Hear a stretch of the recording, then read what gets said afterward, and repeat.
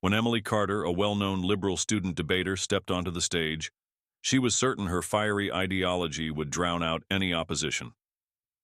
Little did she know that Barron Trump was about to hand her the most humbling reality check of her life. The prestigious debate forum had attracted the sharpest young minds from universities across the United States.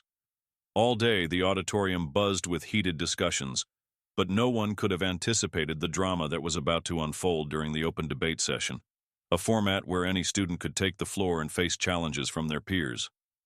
The air crackled with intellectual excitement. Emily strode confidently to the podium, her purple hair a bold match to her fierce presence. With a slight smirk, she adjusted the microphone and began, her voice ringing out clearly. Fellow students, we're here to talk about progress, but there's a glaring issue we can't ignore: the stranglehold of older generations on our nation's future. The room fell quiet. Some students shifted uneasily, while others leaned in, captivated. Emboldened, Emily pressed on. Look around.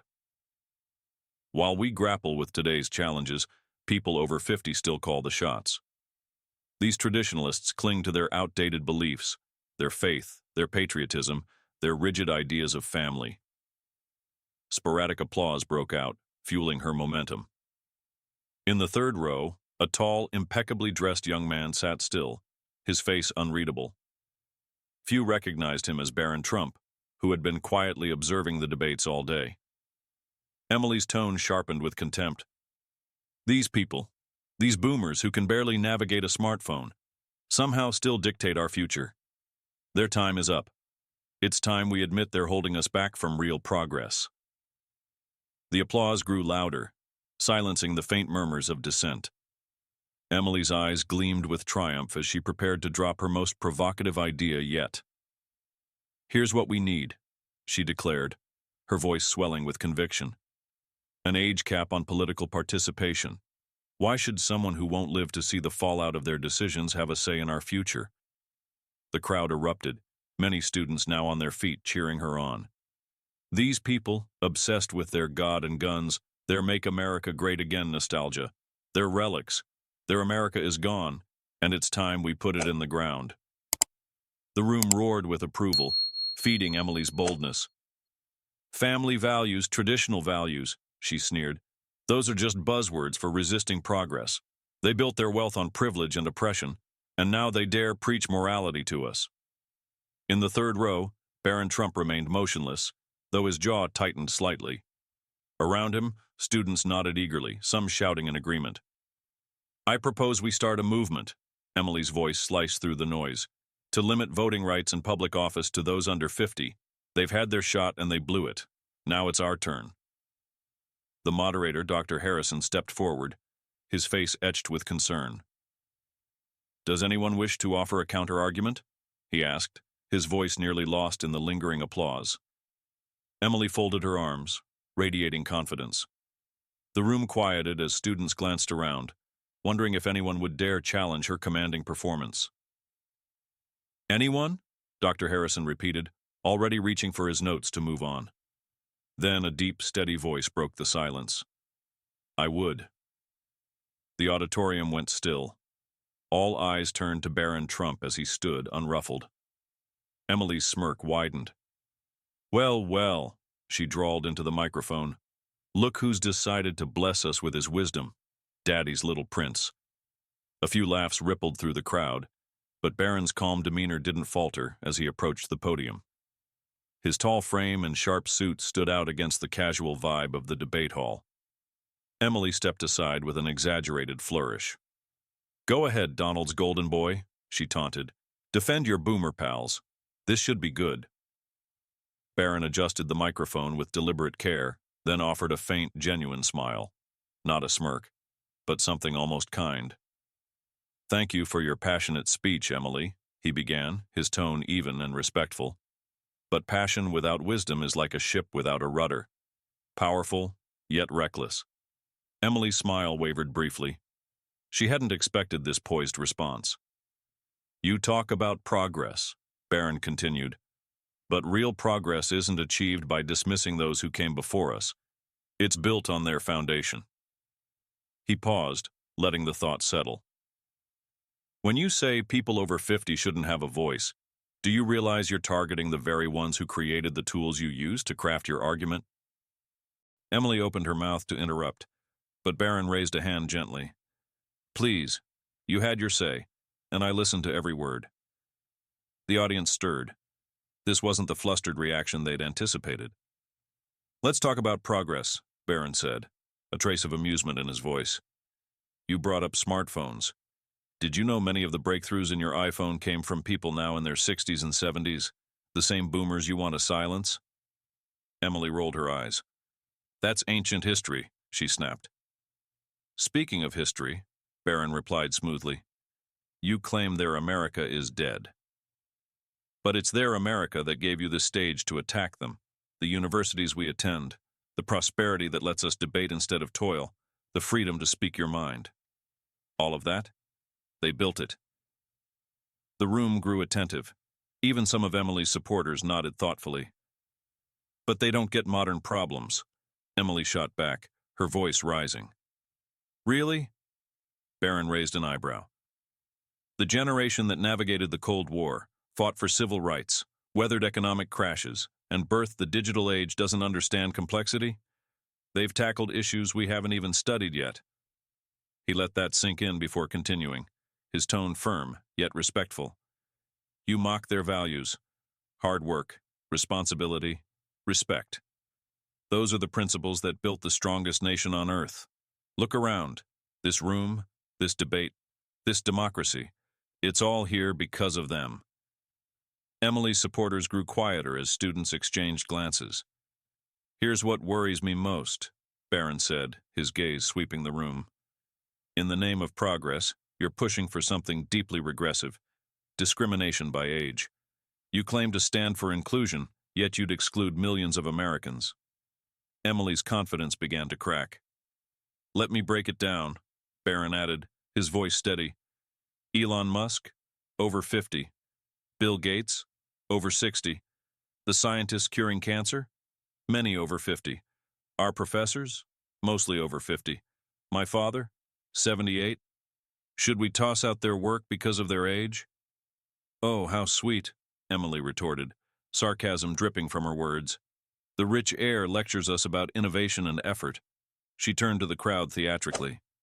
Notice how he name-drops billionaires, the 1% hoarding wealth while the rest of us struggle. Cheers rose again as Emily regained her footing. And since you mentioned your father, she sneered, let's talk about those values you love, values that divide families, dictate who we can love, and shove outdated religion down our throats.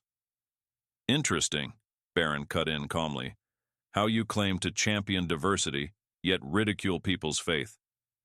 Because their faith oppresses others, Emily snapped, pointing at him. Their traditional values are just control tactics, and you're just a spoiled brat defending a system that keeps you on top.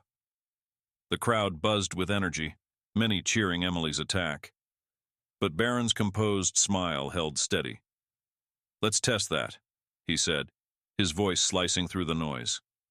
You say they're tools of control, yet those values inspired millions to fight for equality, help their neighbors, build communities. As for me, I've been volunteering at veteran shelters since I was 14. How many hours have you logged helping others, Emily? The room fell silent. Emily's triumphant look faltered. That's not, she began. Not what you meant? Barron finished. It never is it? When facts don't fit, you pivot to insults. A classic move when the argument slips away. Don't you dare!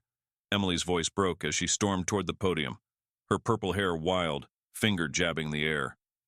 You think you can waltz in here with your suit, your manners, your privilege, and lecture us about values?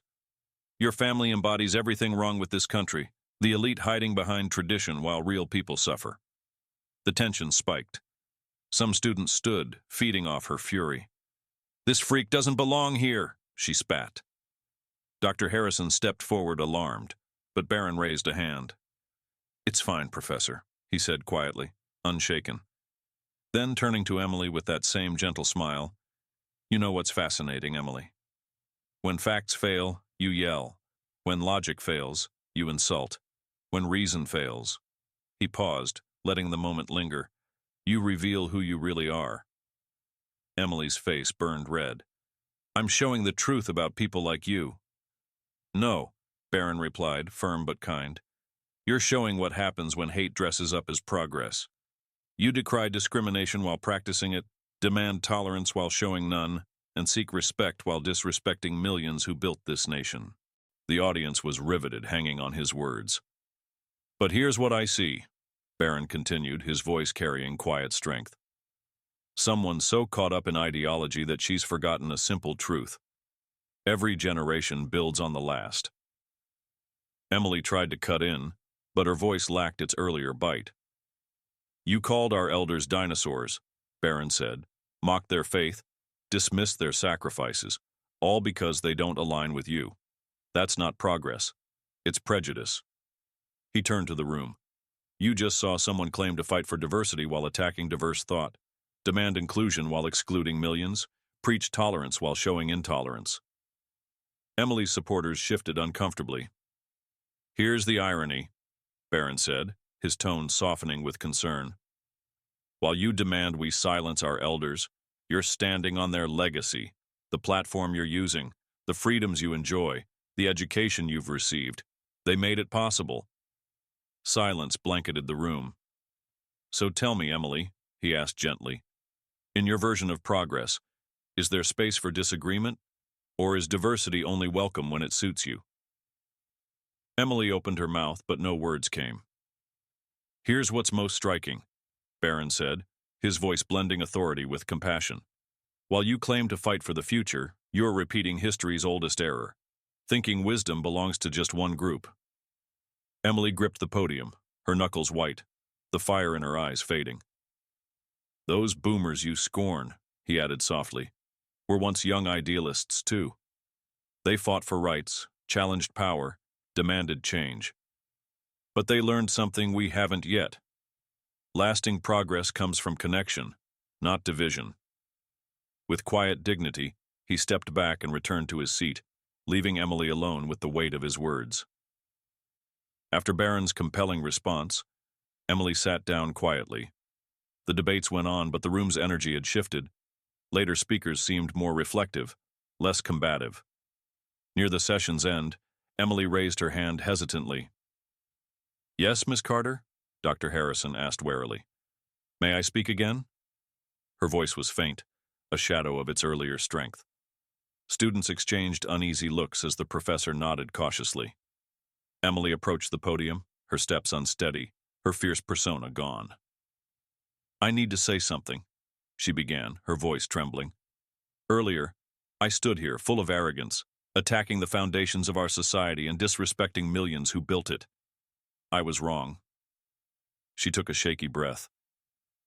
I never thought Barron Trump would be the one to show me what wisdom really is, that someone I'd written off would teach me about true inclusivity and compassion. I'm sorry to everyone I hurt, to the generations I belittled. I was blind, and today, I saw. Without waiting for a reply, she left the podium and slipped out of the auditorium. Later, as students trickled out, Emily spotted Barron gathering his things. Heart pounding, she approached him, expecting coldness after her earlier venom. Barron, she said softly, can I talk to you? He turned, and to her surprise, his face held no resentment, just a warm smile. Of course. I'm so sorry, she stammered, for everything I said, how I acted. You know what's funny about our age? Barron replied thoughtfully. We're old enough to feel strongly, but young enough to let those feelings blind us.